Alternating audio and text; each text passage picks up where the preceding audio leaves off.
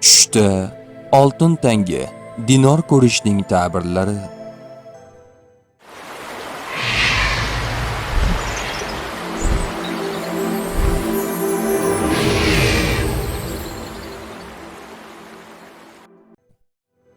Hazrati Doniyor aytadilarki, qo'lida 4 tadan ortiq oltin tangani tush ko'rsa, unga yoqimsiz bir holat yuz berishini yoki diliga og'ir botadigan bir so'z eshitishiga dalildir.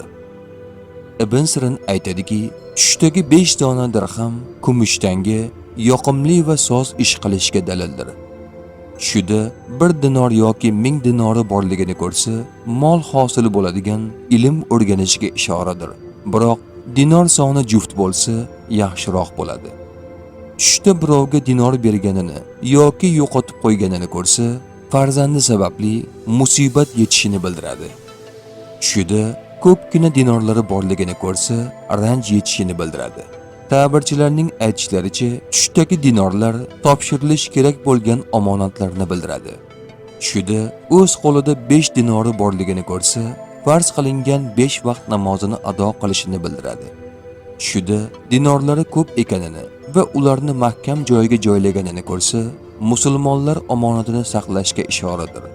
Tushida dinor ulashayotganini ko'rsa, el orasida amr ma'ruf qilishini va omonatini topshirishni bildiradi. Jobir Mag'ribiy aytadiki, tushida 1 dinorni topganini ko'rsa, topshirilgan biror omonat to'g'risida unga kafillik xati yoki shariat bo'yicha hujjat yozilishiga ishoradir. Ko'pincha tushda dinor topsa, o'ngida ham dinor topadi. Ismoil Ashas aytadiki, tushdagi dinor din va to'g'ri yo'l bo'ladi.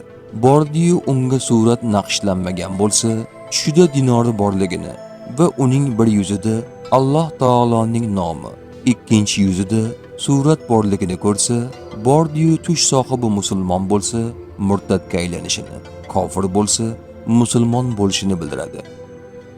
Ja'far Sodiq aytadiki, tushdagi dinor 5 vaqt namozni bildiradi. Agar u juft bo'lsa, pok, din va foydali ilmga dalildir. Agar toq bo'lsa, bu tushning ta'biri aksinchadir. Hofiz Muabbir aytadiki, tushdagi dinor xotin, farzand va kanizak bo'ladi. Ko'p dinor qiyinchilik va husumat bilan qo'lga kiritiladigan molga dalildir.